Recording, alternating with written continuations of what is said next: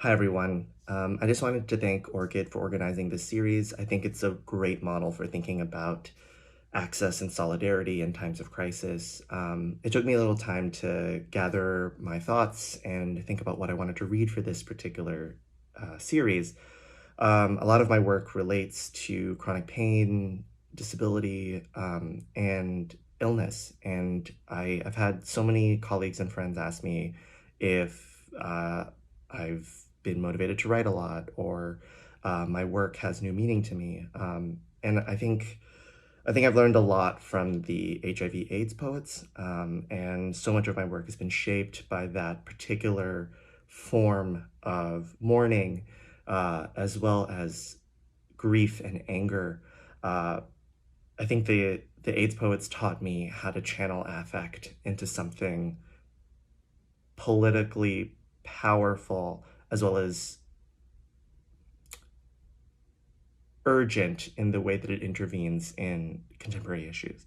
So I'm going to read bits and pieces of poems that I've written uh, in dialogue with much of that HIV/AIDS tradition, as well as some sickbed poems that I've written before that I think speak to this moment in a emotionally difficult way, but also a resonant way. So this first poem is called Elegy for Ken Meeks. Sanitary white meant I had crossed the threshold into the kingdom of the sick, where court is held to an arrhythmia paced to the syllable count of medications dressed in primary colors, the intonation of infections that should not coalesce into names flattened into names, which claim you, replace you slowly with what gets scratched in the remarks of your chart that I read in secret. But this is how you learn a thing, by broken heart. A mnemonics of pain tapped out to the beat you set on the ventilator that I may one day have to silence with my own hands, along with the phrases of skin that go to join dead conversations, flowering in the damp corners of the room, more lonely in company, longing for a night full-blooded when we weren't afraid of bodies breaking into sweats, but only the glisten of youth replaced too early by the fluorescence that now crowns you like a debtor for dealing too honestly in whole hearts and borrowed time measured in cell counts that I track in my notebook to determine whether I'm supposed to gather the best of us for mourning, another brother, another son, another father, another lover, another form inscribed by legacies nobody wanted, but find on their bodies when it is too late for cosseting by bedside, for that breath will soon extend long enough to be called a parting, a deliverance, a grievance, a war cry.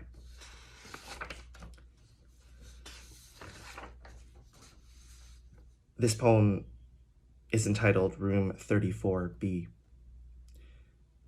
I climb into the cot with you, fearless now as I was then, because we prospered once, in the dreams of heat now clinging cold to our skins, racked with new fears and raw traces of healing.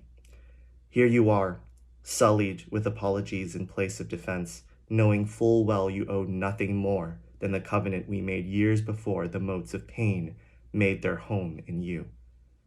A kiss, a will to be desired, limb and feeling even as you brace against the chill contours of presences making themselves known to you, slowly in the grip of potential.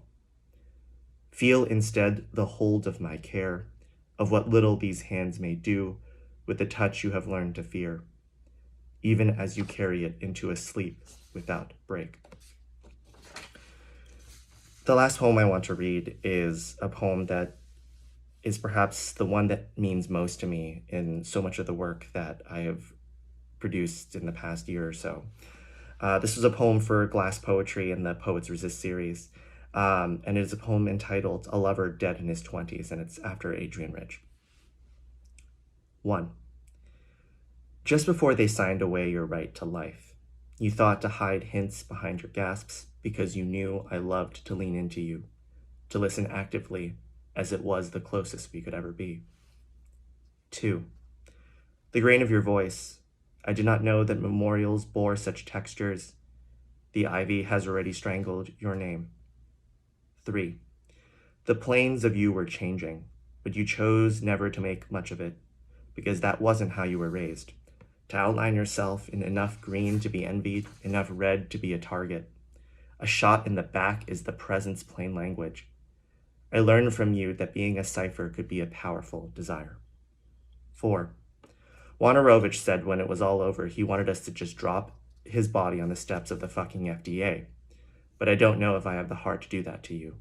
You, who I failed to love with any grace, even as your body is something sharper now than it ever was in life, because you refuse the right to amnesia, the linchpin of home and country, reddened rusty by your and our brothers' tainted blood, for our touching needs to be untouching, until they were distant forms that only became hard fact in the flows of longing.